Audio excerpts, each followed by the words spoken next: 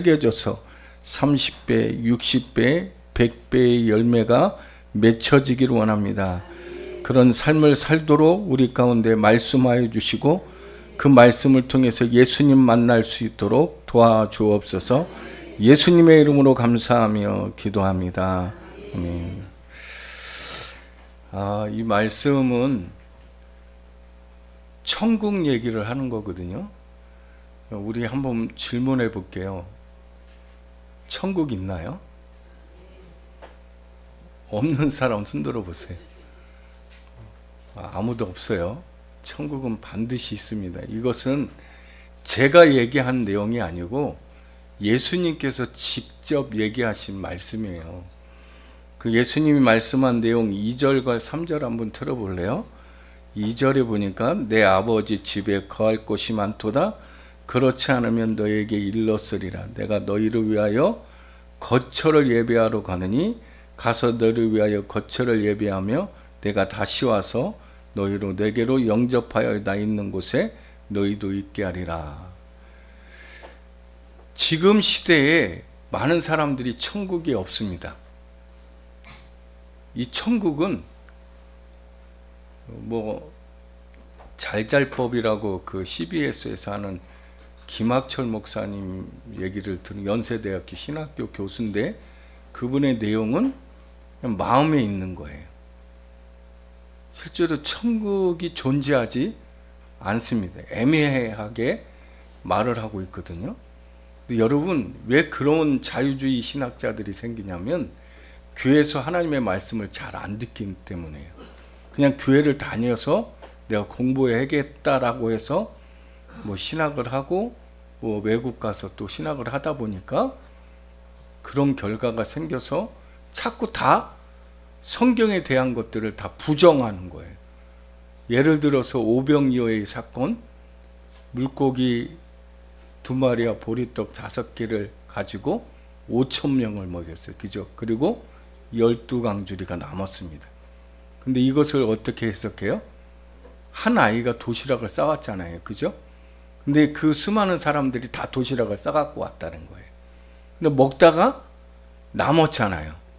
야, 걷어. 예수님이 그렇게 명령해서 그것들을 걷었더니 12강주리가 남았더라. 이렇게 해석해요. 그것만 그렇게 해석하는 것이 아니라 노아 시대 때 홍수가 일어났는데 지구에 전체 다 물이 다 뿌려졌을까요? 아니면 노아 시대 때 그 당대에 살았던 그 지역에만 물이 쏟아졌을까요? 그죠? 전체적으로 우리는 보는데 이 자유주의 신학자들은 부분적이다. 이런 것들이 자꾸 성경에 대한 것들을 오해하다 보니까 이 천국은 실제로 존재하는 곳이 아니라는 거예요. 심각한 내용은 앞으로 이제 우리의 법이 통과하면 이 천국 얘기하면 우리 목사님들이 벌금을 300만 원씩 물습니다. 여기서 누가 한 사람이 저 허무한 얘기를 하고 있다고 저 목사님이 그러면 신고를 하잖아요. 그러면 벌금을 물든지 벌금을 못 내면 징역을 살게 됩니다. 이게 우리나라의 심각한 어떤 이 법들이 통과되면 그런 결과가 일어나요. 우리는 지금까지 신앙생활하고 하나님의 말씀 안에서 우리가 산다고 하는데 천국의 존재를 부인해버리면 심각한 얘기가 나오게 되는 거예요. 천국은 누가 가죠? 그죠? 예수님 믿는 사람이 가는 거예요. 그것을 성경 66권의 총 집합서를 만들어 주셨는데 요한복음 3장 16절이에요. 다 외우시죠? 하나님이 세상을 이처럼 사랑하사 독생자로 주셨으니 이는 저를 믿는 자마다 멸망치 않고 영생을 얻게 하려 하심이라. 이거거든요. 그러니까 이 기독교 안에만 뭐가 있어요? 영생이 있어요. 생명이 있어요. 이거 다른 종교에는 없습니다. 지금까지 여러분들이 대학교, 대학원까지 공부하면서 영생이 있는 그것을 가르치는 교수나 있었습니까? 생명을 가르친 적이 있어요? 이 세상의 학문 속에는 이 생명이라는, 이 영생이라는 이 단어를 찾아볼 수 없습니다. 다른 종교도 마찬가지예요. 이 다른 종교들은 다 철학과 같은 건데 거기에는 생명이 없습니다.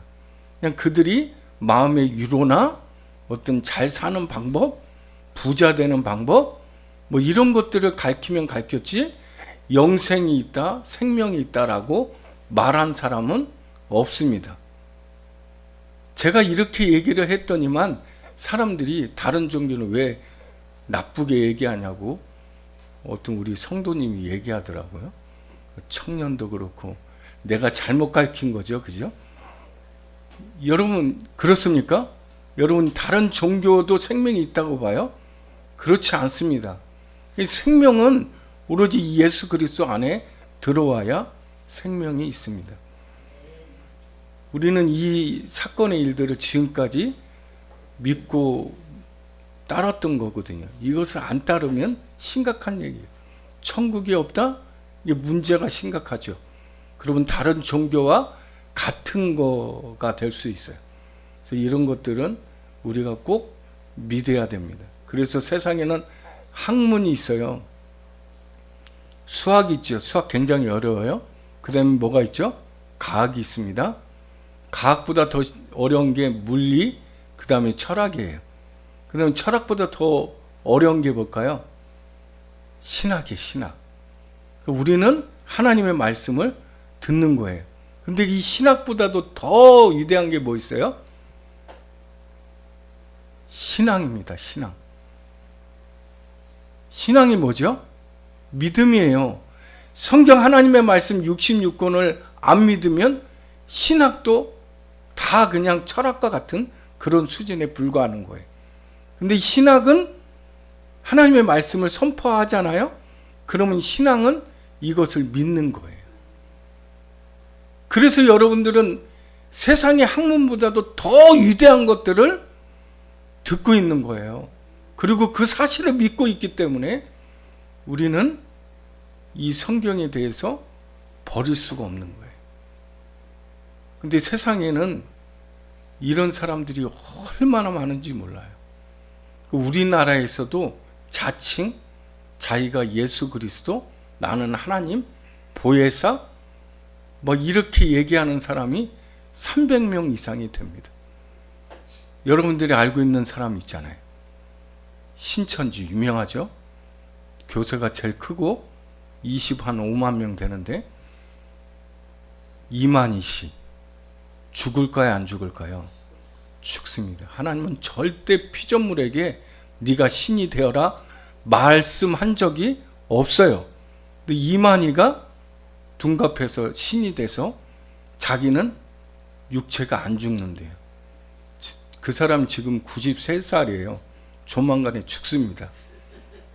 안 죽으면 내 손에 장을 지질게요. 예? 사람은 안 죽을 수가 없거든요. 지금 왜 하나님은 또 그렇게 오래 살리시는지 모르겠어요. 금방 죽여버리면 좋겠는데 그래야지 그 신천지 사람들이 나오거든요. 교회에 여기 쏟아질지도 몰라요. 그 분들을 잘 잡으셔야 돼. 예? 그 사람들만 있나요? 그 다음에 큰 교단이 안상우 하나님 교회, 21만 명 정도 됩니다. 지금 자기 부인이 뭐가 됐어요? 하나님 어머니래요. 말도 안 되죠. 근데 그 사람들이 그렇게 믿는 거예요. 답답합니다. 목사가 이런 얘기를 하면 아닌 것처럼 얘기를 하는데 답답해요. 또 있죠. 문선명이 통일교회, 박태성이 전도관, 영생교 조희성, 또 요번에 크게 막 이슈 터뜨렸던 감옥에 간 정명석이 알죠? 이런 못된 사람들이 있단 말이에요. 그들의 교리는 말도 안 되는 교리예요. 옛날에 우리 어렸을 때 그런 노래 많이 부르지 않았어요? 원숭이 엉덩이는 빨개, 빨가면 사과, 사과는 맛있어. 맛있으면 바나나. 바나나는 길어. 길으면 기차. 기차는 빨라. 빠르면 비행기. 비행기는 높아. 높으면 백두산. 봐! 원숭이가 백두산인 거야. 이런 교리예요. 예? 자, 이사야서 보니까 바나나가 나오잖아. 이런 교리라고요. 그런데 사람들이 그런 교리를 믿고 있다라는 거예요. 그게 하나님의 말씀이. 결론은 자기가 다 둔갑해서 예수가 되고 메시아가 되고 하나님이 되고 막 이런 거거든요. 안 되는 겁니다. 근데 사람들이, 수도 없는 사람들이 거기에 미혹돼서 그 성경 공부하는데 막 신천지 그 집단들은 줄을 쫙 맞춰가지고 수만 명씩 교육을 받습니다. 그 교육장에서 잘못 졸다가는요, 거기 있는 목사가 욕을 하면서 나오라고 그래요. 야, 이 뭐 같은 강아지야, 이리로 뛰쳐나와. 아니, 그런 데 가서 왜 그런 교육을 받으면서 수모를 당하는지 모르겠어요. 기존에 있는 교회 다녔던 집사님들이, 또 장로님들이 뭐 그런 데 가서 있는 거예요. 무료로 성경 공부를 시켜준다고. 답답합니다. 그렇게 공부하고 싶으면 교회 담임 목사에게 하는 게 정답이에요. 다른 데 가서는 똑같아요. 이상한 데 가면 헤어날 수가 없는 거예요. 오늘 이 본문의 말씀도 도마가 등장합니다. 5절 말씀 보니까 천국 얘기를 하고 있는데 도마가 이르되 주여 주께서 어디로 가시는지 우리가 알지 못하고는 그 길을 어떻게 알겠습니까? 예수님을 그냥 보기는 봤고 따라다니는 따라다녔는데 진정으로 체험하지 못하면, 성령의 역사를 받지 못하면 이런 얘기가 나와요. 뭐 그것만이 아니라 빌립도 8절에 보면 빌립이 이르되 주여 아버지를 우리에게 보여주소서 그리하면 믿겠습니다. 족합니다. 이런 얘기예요. 제자들도 예수님을 따라다닐 때는 맨날 헛다리만 짚은 거예요. 그냥 예수님이 왕이 되시면 나는 거기에서, 베드로는 국무총리, 나는 뭐 장관, 뭐 이런 거 따먹기를 하는 거예요. 그러니까 도마도 예수님이 부활하실 때에도 그 현장에 모여 있을 때 없었잖아요. 요한복음 20장에 25절 보면 도마가 야, 나는 못 믿겠다. 그 손에 옆구리에 그 찔린 찬자국이나 못자국을 내가 만져봐야 믿겠다. 시공간을 초월해서 예수님이 들어와서 도마야 봐라. 그때서야 나의 주님이라고 고백하는 거예요. 사도행전 2장에 가면 그때 가서 많은 사람들이 어떻게 돼요? 성령을 받고 능력을 받다 보니까 가서 복음의 일들을 전파합니다. 그래서 도마는 인도에 가서 순교를 해요. 가룟 유다 빼놓고 사도 요한 빼놓고 나머지는 다 순교합니다. 심지어 베드로는 십자가 거꾸로 박혀서 순교하죠. 이런 거예요. 성령을 받게 되면 이런 각오입니다. 예수 그리스도 안에 있으면 이런 각오가 생기는 거예요. 그냥 이게 맥없이 죽는 사람도 이 땅에 굉장히 많거든요. 그래서 하나님께서는 이 피조물에게 절대 신이다, 너는 신이 될 수 있다라고 말씀한 적이 없어요. 사도행전 4장 12절 말씀 한번 들어볼까요? 네, 한번 읽어보죠. 시작. 다른 이로서는 구원을 받을 수 없나니 천하 사람 중에 구원을 받을 만한 다른 이름을 우리에게 주신 일이 없으니라 하였더라. 누구만 계셔요? 예수 그리스도만이에요. 2000년 전에 오셔서 끝났잖아요. 안 그래요? 우리가 이 뭐 과학이 발전되고 막 너무 살기 좋아도 이 말씀은 계속 진행해 나가는 겁니다. 있을 수 있는 뭐 예수 그리스도가 막 등장해서 오시는 게 아니에요. 물론 이제 예수님의 마지막입니다. 초림이 있었고 그 다음에 부활이 있었고 사도행전 1장 11절 말씀에 승천이 있어요. 그 다음에 뭐가 남았죠? 재림이 남았어요. 근데 재림이 옛날 92년 10월 28일처럼 사람들에게 특별하게 아이에게 막 계시로 말씀하는 내용들이 아닙니다. 예? 사람들에게 내가 너네 데리러 몇 월 며칠 날 갈게. 그게 안 되니까 또 2000년 몇 월 며칠 날 또 계시를 받잖아요. 그것도 안 되니까 또 계시를 계속 받는 거예요. 다미 성교회들이 그렇습니다. 그때 이장님 목사님 성도들의 돈들을 다 갈취해 가지고 자기 배만 채우는 그런 목사가 돼버리잖아요. 여러분, 이 땅에는 피조물은 절대 신이 될 수 없어요. 그냥 그 사람이 훌륭한 일이면 존경할 대상이죠. 존경할 대상은 될 수 있어요. 근데 그 사람이 신을 둔갑하면 안 됩니다. 이사야서 43장 한 번 더 볼까요? 같이 한번 읽겠습니다. 나는 여호와라, 나 외에 구원자가 없느니라. 이게 하나님의 말씀 선포예요. 근데 이 말씀을 의지하지 않습니다. 참 안타까운 일들이죠. 우리는 이 말씀을 꼭 의지했으면 좋겠어요. 그래서 오늘도 예수님이 직접 얘기하잖아요. 본문의 6절 말씀에 예수께서 이르시되 내가 곧 길이요 진리요 생명이니 나로 말미암지 않고는 아버지께로 올 자가 절대 없어요. 예수님의 문 자체가 길이고 진리요 생명이 되시는 분이기 때문에 그분을 의지하지 않으면 절대적으로 갈 수가 없습니다. 근데 이 사건은 우리의 자아로는 알 수 없습니다. 우리의 고집, 우리가 갖고 있는 어떤 경험을 가지고 이 구원을 받았는지 안 받았는지는 알 수 없어요. 구원의 영역은 하나님 앞에만 있는 거예요. 다른 데에 있을 수 없습니다. 하나님의 마음이에요. 내가 구원하고 싶으면 하시는 거예요. 사람이 절대 찾아가서 되는 것이 아니에요. 나 구원해 주세요. 막 이렇게 돼도 안 됩니다.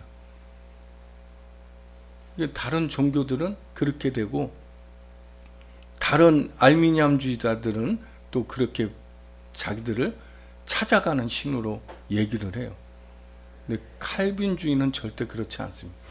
성령님께서 우리에게 찾아와 주셔서 이렇게 예수 그리스도가 곧 길이요 진리요 생명이라는 것을 이렇게 말씀하도록 믿도록 하시는 거예요. 이 숫자는 많을 수도 있고 적을 수도 있어요. 그거에 대해서 우리가 하나님 앞에 손가락질하면서 왜 나는 안 구원했어요? 이렇게 말할 수 없다라는 겁니다. 노아 시대 때도 하나님이 물로 심판할 때도 당대 의인들 몇 사람이 그때 지구상의 인구가 10억 정도 된대잖아요. 근데도 구원받는 사람들은 몇 사람이에요. 그래서 우리 예일교회 우리 성도님들이 이렇게 예배하고 있다는 사실, 그것은 우리가 하나님 앞에 정말 거룩한 삶을 살아가는 거예요. 그래서 우리가 해야 될 일들이 있다면 예배의 삶이에요. 모세가 이스라엘 민족들을 구원해 가지고 나오려고 하는 목적이 단 한 가지예요. 다른 거 하나도 없습니다. 하나님의 명령이거든요. 출애굽기 3장 12절 말씀에 보니까 바로 앞에 서서 바로가 모세에게 늘 얘기하는 게 뭐냐면, 야, 너 왜 이스라엘 민족들을 자꾸 데려가려고 그래? 그냥 너 혼자 가면 안 돼? 아니면 그냥 몇 사람만 데리고 나가든지. 왜 그러는데? 왜 우리를 이렇게 못 살게 하는데? 그랬더니 모세가 하는 소리는 딱 한마디입니다. 예배하러 간다. 아바드. 히브리어로 아바두가 예배입니다. 월십이야. 우리는 하나님 앞에 예배하는 것밖에 없어. 예배하기 위해서 이스라엘 민족들을 다 데리고 나갈 수밖에 없다라고 이렇게 말씀하고 있는 거예요. 그래서 로마서 12장 1절 말씀에 너희 몸을 하나님이 기뻐하는 거룩한 제사를 드려라. 이게 뭘까요? 어떻게 드려야 되는 거죠? 여러분들 삶 속에 하나님 앞에 드려지는 그 예배가 진정한 예배라는 거예요. 우리가 예배 현장에도 이렇게 오잖아요. 구별됐잖아요. 예? 믿지 않는 사람과 구별된 모습들이 여기에 있어서 이렇게 예배하고 있거든요. 근데 우리가 세상의 바깥에 가도 똑같이 우리는 하나님의 자녀예요. 어디에 나와요? 요한복음 1장 12절에 영접하는 자과 그 이름을 믿는 자에게는 하나님의 자녀가 되는 권세를 주셨잖아요. 우리는 하나님의 자녀입니다. 그래서 예배의 삶을 살아가는 거예요. 자꾸 저 세상 사람들이 우리를 막 주목해서 못되게 굴어도 우리는 하나님의 자녀인 거예요. 그 일들을 좀 이렇게 이뤄가야 돼요. 우리 교회에 청년 하나가 있는데 소방대원 된 애가 있어요. 근데 걔하고 초등학교서부터 감자심으로 다녀가지고 몸이 참 좋습니다. 열심히 살아요. 근데 요번에 소방 시험 봐가지고 6개월 동안 소방 학교를 다니면서 자꾸 이제 괴로운 거예요. 뭐가 괴롭냐 그랬더니 주위의 형들이 같이 훈련받는 형들이 자기에게 막 심한 욕을 한다는 거예요. 그럴 때는 어떻게 해야 되냐고. 나도 그 형 따라서 막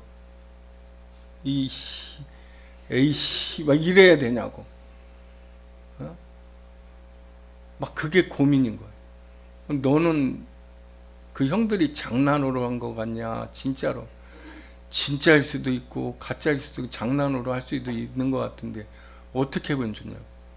그럼 넌 처음부터 훈련 받을 때 너 뭐라고 거기 교육생 77명이 있는데 뭐라고 선포했냐? 나 예수 교회 다닌다고 예수 믿는다고 선포를 했다는 거예요. 그러고 나서 중간에서는 또 그런 얘기들을 들으니까 에이씨 목사님 내가 괜히 얘기했나 봐요. 예수 믿는 거. 이게 왔다 갔다 하는 거예요. 그럼 너 처음에 그렇게 선포했던 거는 잊어버리지 마라.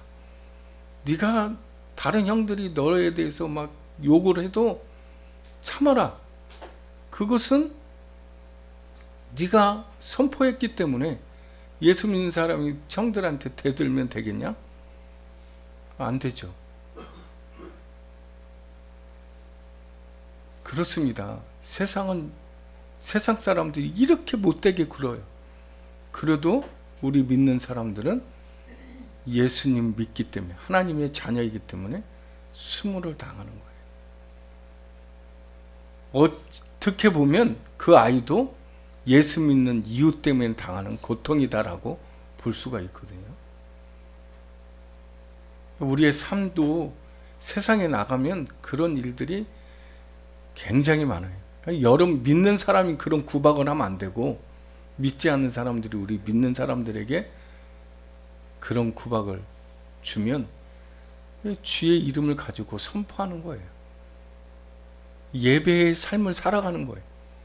그것이 우리 일제시대 때도 목사님들이 신사참배 안 낸 이유 때문에 당하는 그 고통이 있었잖아요. 주기천 목사님이든 손양원 목사님이든 이런 거거든요. 이게 예배의 삶입니다. 우리가 서로 같이 죽이자는 거 아니에요. 그래서 기독교 안으로 들어오면 딱 두 가지예요. 죽느냐 사느냐. 이 두 가지 문제밖에 없습니다. 예수 그리스도 안에 없으면 죽는 거예요. 예수 안에 있으면 사는 겁니다. 그것이 우리의 성경에서 말씀하고 있는 내용이 그런 내용이에요. 전체적인 내용이 그거예요. 그래서 우리는 예수 그리스도 안에 들어가면 우리가 예배자의 삶을 살아가는 거예요. 어디에서 무엇을 하든지 그 일들은 정말 힘들어요. 그죠? 하나님, 예수님 생각한다는 그 일들은 참 힘들지만 아직 진짜 예수님을 만나지 못했던 도마나 빌립처럼 내가 그 옆구리에 예수님을 손을 찔러봐야 되겠다. 아버지의 나라를 좀 아버지를 보여줘야 내가 가겠습니다. 이런 의미거든요. 근데 절대적으로 우리 믿는 사람은 예수 그리스도를 통해서만 갈 수 있습니다. 그래서 우리는 그 예배자의 삶을 살아가는 거예요. 그런 삶을 살아가기에 부족함이 없는 우리 예일교회 모든 성도님들이 되었으면 좋겠어요. 그것을 우리는 저 보성 땅에 가서 우리 학생들 애들이 많습니다. 그리고 우리 장년들에게 선포를 해요. 어찌했든 거기 술 먹을 알코올 중독자들도 있고 막 좀 정상이 아닌 사람들도 있거든요. 그런 사람들에게 어찌했든 선포를 하는 거예요. 뭐라고 그래도. 막 요번에 캠프 때 저기 앉아서 술 먹은 사람이 들어와가지고 내가 술에 대해서 또 설교를 했거든요. 잠언서 23장의 내용. 그랬더니 일어나가지고 왜 목사님은 술 먹는 사람 왜 나쁘고만 얘기하냐 막 혀구부라진 소리를 또 하더라고요. 그래도 해야지, 선포해야지. 니네들 가면 이런 것 때문에 시골에 보면 알코올 중독자 때문에 망하는 사람들이 너무 많아요. 이렇게 죽어가는 사람들이 얼마나 많은지 몰라요. 옆에서 보고 너무 안타까워. 이게 안 끊어지더라고요. 병원 가서 치료받는다고 가셨어요. 근데 그분이 그 병원에서 또 돌아가셨어요. 장로님 동생입니다. 요번에 이제 금요일날 내려와서 장례식장 갔던 곳이 그곳이거든요. 이런 거예요. 술 먹으면 망하는, 성경대로 망합니다. 가까이 하지 말라고 말씀도 하고. 사랑하는 성도 여러분, 우리는 목회자로서의 부름은 하나님의 말씀, 복음, 예수 그리스도를 전하는 거고 그 안에서 우리가 따라가는 거거든요. 그래서 우리 성도님들은 그 일들을 위해서 기도해 주시고 함께 협력자로 이렇게 붙여주셨기 때문에 우리 예일교회가 그런 일들을 감당할 수 있는 우리 성도님들이 다 되시기를 주의 이름으로 축원드립니다. 기도하겠습니다.